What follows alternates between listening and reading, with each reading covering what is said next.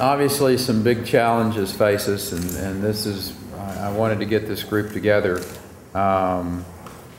As we look across the country and look at what's happening economically across America, and we are blessed to live in a state that is going a bit counter to the rest of the country relative to the economy. Having just finished a legislative session, Susan, it's always important to reflect back on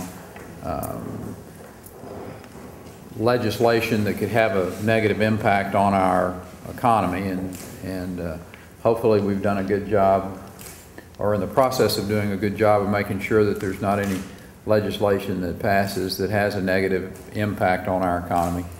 I think it's rather good news for small businesses, Will, that we did in fact cut taxes for some 40,000 more small businessmen and women across the state, and left our budget balanced with $9 billion in the rainy day fund. As I've said a number of times, I'm sure there are 49 other governors that would love to be standing up making that pronouncement and assessment of their legislative action. I wish we could say the same thing for Washington, D.C. But there's some real threats to the Texas economy from Washington, and the discussions of energy and environmental policy are a couple of those areas that have the potential to have very negative impact on Texas and the Texas economy. And a lot of times the discussion of those issues don't really get too deeply ingrained outside of Washington, D.C. in the general public's discussion. And that's one of the reasons I asked you to come today, so that we can shed some light on what is occurring in Washington.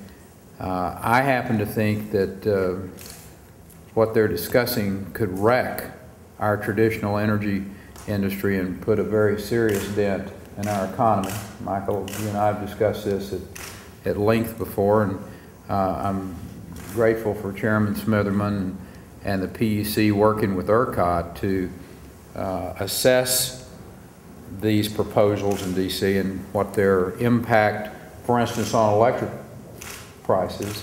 Right. And Susan, thank you for the efforts that you have been involved with to quantify the impact on Texas. I think your input's going to figure heavily into a consolidated Texas response that my office is going to be making to Washington in the not too distant future.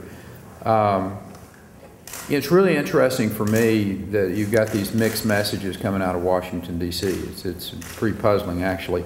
On one hand, they say they want to stimulate the economy and have put trillions of dollars towards that, and they're simultaneously pursuing a strategy that will not only destroy one of the only bright spots in the American economy. When you think about that, over 70% of all the jobs created in 2008, John, were in Texas.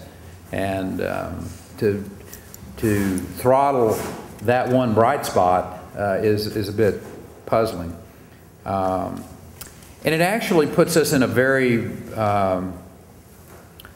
uncompetitive position when it comes to competing in this global economy. So I think it would just really devastate some Texas companies and their ability to compete.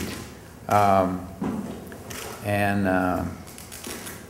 will say I'm glad that the federal government's having some public hearings around the country.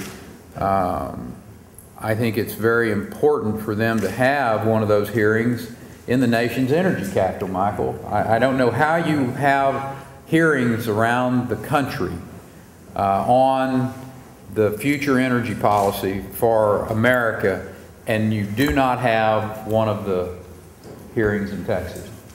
I know Congressman Green is working diligently to impress upon his colleagues in Washington. They need to have it in Houston, the energy capital of the world. if they had one here, I think it would remind our friends in Washington that Texas is not only the leader in traditional energy production, but also in renewable energy production. And we are in full pursuit of a very diversified portfolio that includes new nuclear facilities.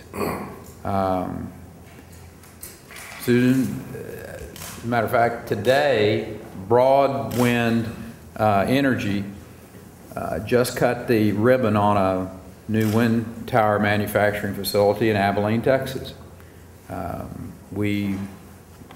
I don't know how many times we have to tell the rest of the world that we lead the nation in wind production, that we're making progress in solar, that the other alternative energy sources are making good progress in the state of Texas.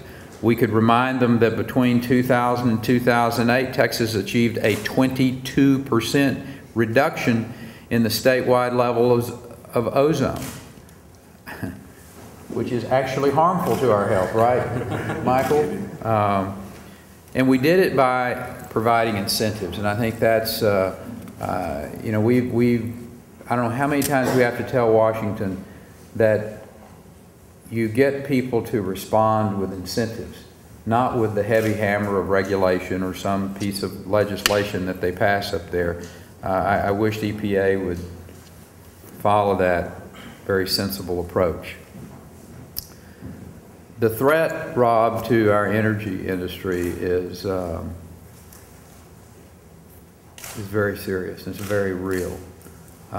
It's headed our way as part of a two-pronged approach. One of them is this Waxman-Markey energy bill with its emphasis on cap and trade. It would end up being the largest tax increase in the history of our country. There is no doubt about that. There's no other way that you can paint it, Kurt, than to call it that, because that's what it is. This new energy tax will affect every Texas household. I know we heard discussions in the last year about the only taxes that were going to be levied were on the very rich amongst us. You pass this cap and trade bill, every American that uses any source of energy is going to see their bills go up. This new energy tax will affect every Texas household and business with the rising costs of electricity. As a matter of fact, every product that's made that uses energy, including our food. The other prong in this approach that Washington is going after is the EPA's efforts to get CO2 identified as a toxic substance, which took a leap forward in April. That agency issued an endangerment finding, naming it and other natural gases like methane as a threat to public health. I will tell you, we're in trouble if a federal agency can enact regulations that normally apply to real pollutants and potentially, for the first time, impose burdensome regulations on family farms, on job-creating factories, and even large buildings, such as hospitals and churches. And that's exactly what this regulatory approach that EPA is being engaged in. So as you hear from other speakers today, there are going to be two key factors that take shape in Washington that are going to be, or that have very serious implications for our state, our economy, and for our citizens. And at a time when citizens are out there trying to figure out, you know, how are we going to pay for this increased cost of energy in times of tight budgets. So